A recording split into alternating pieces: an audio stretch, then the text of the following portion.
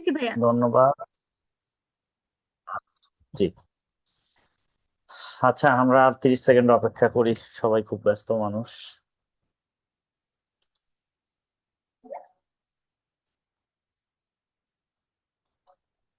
আচ্ছা, ঠিক আছে আরিফ ভাই, ধন্যবাদ।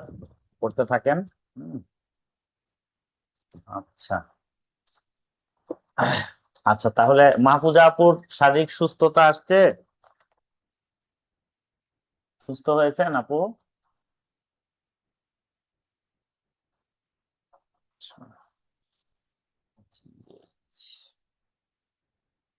আচ্ছা, আমরা জি নাম্বার এন্ট্রিটা আলোচনা করছিলাম।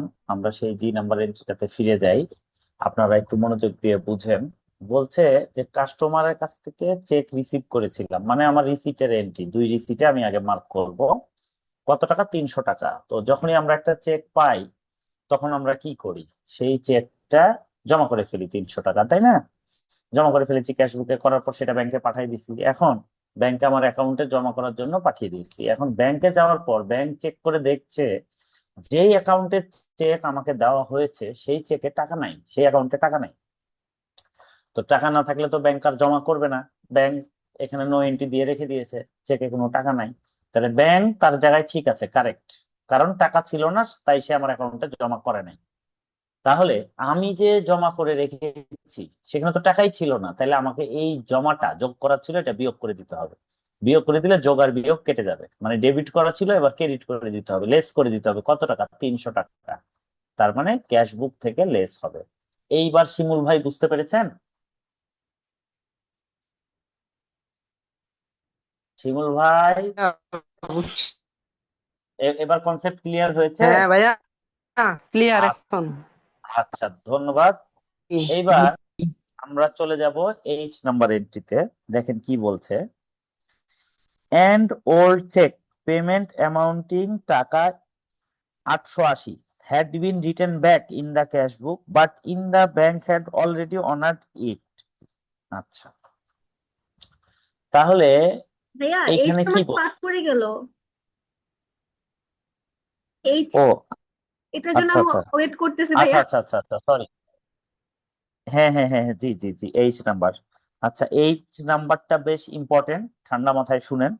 বলছে lucky had ব্রট down his opening cash book balance 6585 as a debit balance instead of as a credit balance. আচ্ছা।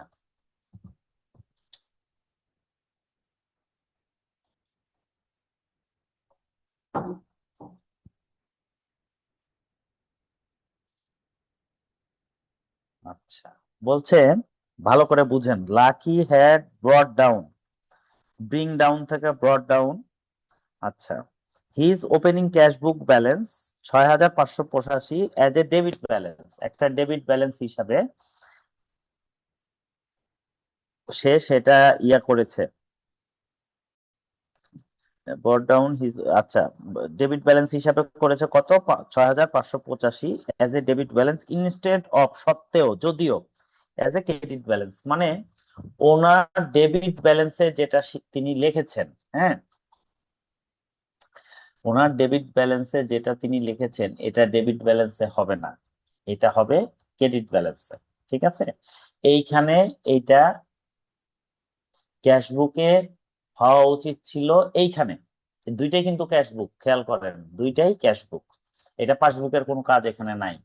ক্যাশবুকে সে ভুল করেছে, মানে ক্যাশবুকে এই যে ব্যালেন্স বিডি লিখেছে এটা রং রিসিটে। এইটা হওয়ার কথা ছিল এই পারে পেমেন্ট সাইডে। কেন? সব সময় তো ব্যালেন্স বিডি ডেবিট সাইডে হয় ক্যাশবুকের, ক্যাশবুক অ্যাসেট, তাহলে ক্রেডিট সাইডে কেন? কারণ এটা ওভারড্রাফট। ওভারড্রাফট যখন হয় তখন সাইডটা চেঞ্জ হয়ে যায়, বিডিটা এই পাশে চলে আসে, সিডিটা এই পাশে চলে যায়, উল্টা হয়ে যায়, এক কথায় শেষ। ওভারড্রাফট বা লোন অ্যাকাউন্ট হলে ওটা বিপরীত হয়ে যায়। ঠিক আছে? কারণ এটা ওভারড্রাফটের ঘটনা। তাহলে বলছে ওই যে instead of A credit balance, মানে ছিল ক্রেডিট ব্যালেন্স যেটা ডেবিটে বসাইছে। তার মানে জিনিসটা কি হইতো? শুড বি, এই যে লিখে দিয়েছি শুড বি, হওয়া উচিত ছিল এরকম যে পেমেন্ট সাইডে 6585 হওয়ার কথা ছিল বিডি, বাট সে কি করেছে? সাধারণত যেটা হয় ক্যাশবুকের বিডিএ পাশে হয় সেখানে বসাইছে, কিন্তু এটা তো সাধারণত ঘটনা না। এটা ঘটনা হলো এটা ক্রেডিট সাইডে হওয়ার কথা, ঠিক আছে? তাহলে এখানে কোনো এন্ট্রি হয় নাই, তার মানে এটা রং। এটা কি রং? এখানে লিখে দিয়েছি শুড বি, এরকম হওয়া উচিত। তাহলে আমাকে এখন কি করতে হবে বলেন, কেউ বলতে পারবেন? আমার লেখা দরকার ছিল পেমেন্টে 6585, তাইলে আমি লিখছি কোথায়? রিসিটে। তাইলে এর ডবল অ্যামাউন্ট আমাকে এই পারে করতে হবে। ডবল অ্যামাউন্ট, ডবল অ্যামাউন্ট করলে কি হবে? একটা একটা কেটে যাবে আর পেমেন্টে থেকে যাবে। তাহলে পেমেন্ট সাইডে ডবল অ্যামাউন্ট আসবে 6585, ডবল আসবে, 2 দিয়ে গুণ করতে হবে। 6585 গুণিত 2, তার মানে 12-13,000 সামথিং আর কি, যাই হোক যেটা আসবে। আচ্ছা একটু ক্যালকুলেট করে নি। 6585 গুণিত 2, তার মানে 13,170 টাকা আসবে কোথায়? পেমেন্টে। ঠিক আছে। আচ্ছা এবার দেখেন তাহলে এখানে কি বলছে। ক্যাশবুক থেকে লেস হবে। ক্যাশবুক থেকে কি হবে? লেস হবে। ওইটাকে আরো অনেক ভাবে করা যায়, এই যে ওভারকাস্ট আন্ডারকাস্ট দিয়েও করা যায়, সেটা আমি করেছি। ডেবিটে আছে, ওভারকাস্ট হলে ক্রেডিট হবে। হ্যাঁ, এই দরকার নাই, আপনারা জাস্ট এইখানে কনসেপ্টটা চিন্তা করেন তাহলেই পেয়ে যাবেন। আমি জাস্ট বুঝাই দিই। বলছে যে ক্যাশবুকের ক্রেডিট সাইডে হওয়ার কথা ছিল কত? 6585, যেটা ডেবিট সাইডে দেওয়া আছে 6585। তাহলে এই অ্যামাউন্টটা হবে এখানে, তাহলে এখানে দিয়ে দিয়েছে, তাহলে এখানে অ্যামাউন্টটা 2 বার লিখতে হবে না? দেখেন আমি আপনাদেরকে বুঝাই। হবে কেমন? 6585 একবার হবে, এটা হলে এটা এটা কেটে গেল, এখন এই পেমেন্ট সাইডেই তো এটা লাগবে, তাহলে আবার 6585 এটা লিখতে হবে। বুঝতে পেরেছেন? তাহলে এখানে এটা কয়বার হবে? 2 বার হবে। এবার আপনাদের ক্লিয়ার হয়েছে বিষয়টা? দেখেন 8 জন থেকে কমতে কমতে 4 জন হয়ে গেল। কি বলবো।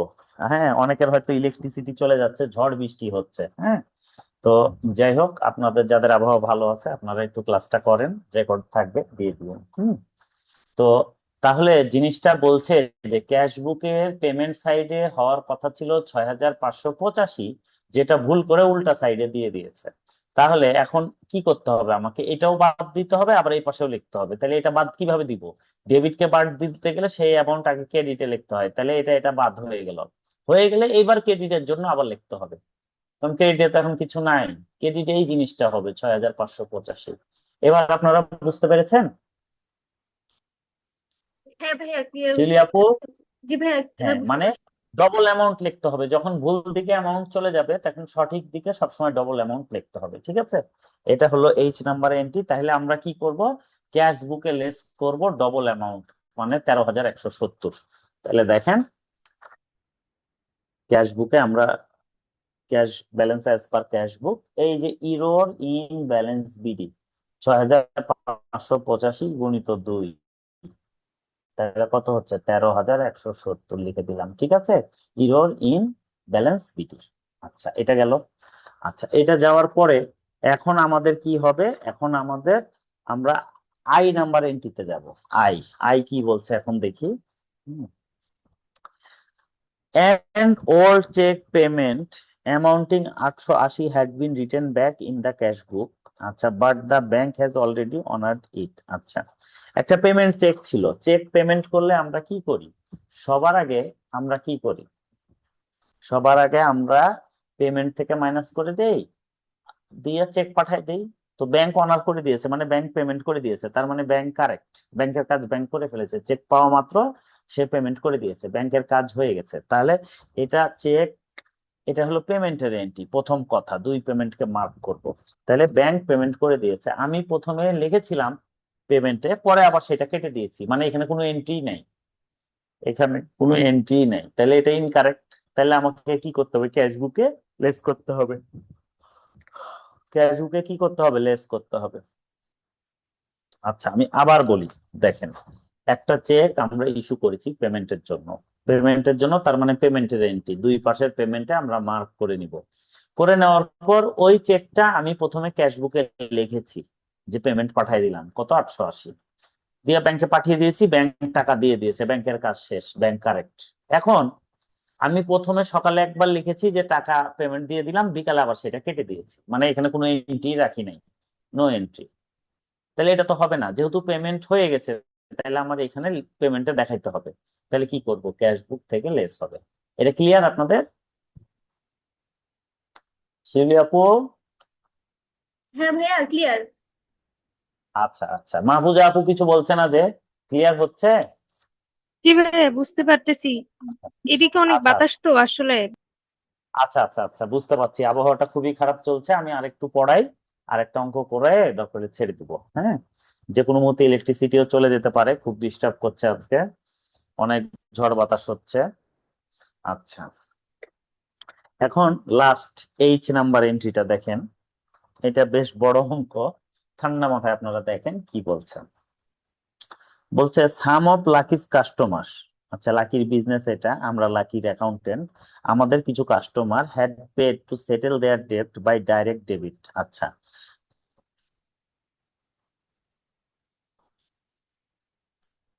আচ্ছা, ডাইরেক্ট ডেবিট করেছে। এখন আনফরচুনেটলি ভুলবশত the bank had credited some direct debit amounting টাকা 16,650 টু অ্যানাদার কাস্টমার অ্যাকাউন্ট। আচ্ছা, তার মানে এটা কি হয়েছে, এইটা রিসিপ্টের এন্ট্রি, কারণ কাস্টমার আহ এটা পেড করছে, তাহলে এটা কিসের এন্ট্রি? রিসিপ্টের এন্ট্রি। হ্যাঁ, রিসিপ্টের এন্ট্রি, তাহলে আমরা দুই রিসিপ্টে মার্ক করে নিব। এখন ঘটনাটা হলো কি বলছে দেখেন, বলছে আনফরচুনেটলি ব্যাংক ভুল করে এটা, সাপোজ ধরেন আমাদের লাকি কোম্পানি আছে, আচ্ছা লাকি প্যান্ট আছে, আবার লাকি পাঞ্জাবিও আছে। এখন ধরেন আমাদের কোম্পানিটা হচ্ছে লাকি প্যান্ট, লাকি প্যান্টে ব্যাংক না করে লাকি পাঞ্জাবিতে জমা করে দিয়েছে, যেটা অন্য মানুষের, ওটার মালিক আলাদা, আমাদের মালিক আলাদা। আমাদের কোম্পানির নাম কি লাকি প্যান্ট, আমরা প্যান্টের বিজনেস করি। বাট আরেকজন আছে পাঞ্জাবির ব্যবসা করে, ওনারও নাম লাকি, উনি লাকি পাঞ্জাবি নাম ব্যবহার করে। এখন ব্যাংক মনে করেছে কি লাকি আছে, হ্যাঁ অনেক সময় এরকম ভুল হয়ে যায়, লাকি প্যান্টেরটা লাকি পাঞ্জাবিতে টাকা ট্রান্সফার করে দিয়েছে। কত টাকা? 16,550 টাকা জমা করে দিয়েছে অন্যজনের অ্যাকাউন্টে। আচ্ছা, এখন অন্যজনের অ্যাকাউন্টে সে কি করেছে, ভুলবশত আহ জমা করে দিয়েছে। আচ্ছা, the bank had credited some direct debit amounting এত another customers account। তাহলে এখন কি হবে? হ্যাঁ, আচ্ছা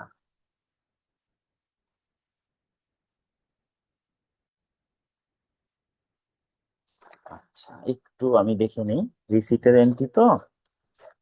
এখন ব্যাংক এটা ভুল করেছে, টাকাটা জমা হবে কোথায়? কার কাস্টমার জমা দিয়েছে? আমার কাস্টমার জমা দিয়েছে, লাকি প্যান্টের কাস্টমার।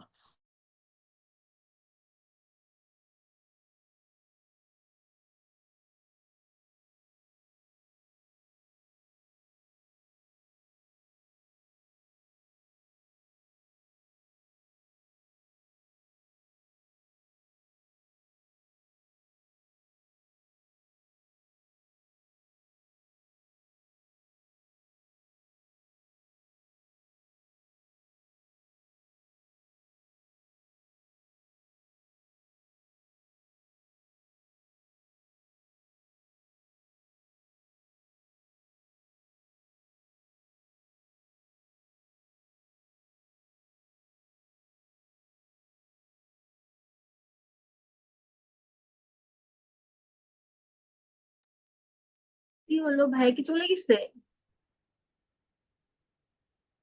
কিছু তো শুনতেছি না ভাইয়া। ভাইয়ের ভাইয়ের ইলেকট্রিসিটি চলে গেছে আপু। শেষ দুধ।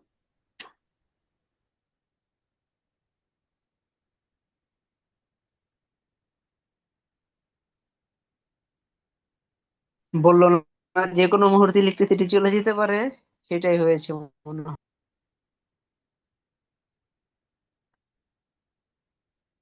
এটা এখন কি করবো আমি তো বুঝতেছি না, এখান থেকে বের হয়ে গেলে কি রেকর্ড রিসিভ হবে নাকি টাইম শেষে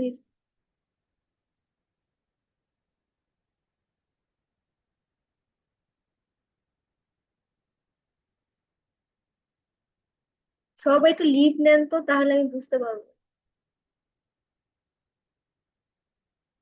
শিউলি আপু লিভ নিচ্ছি, হ্যাঁ।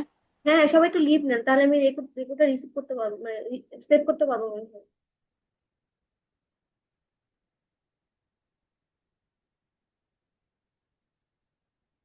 হিমা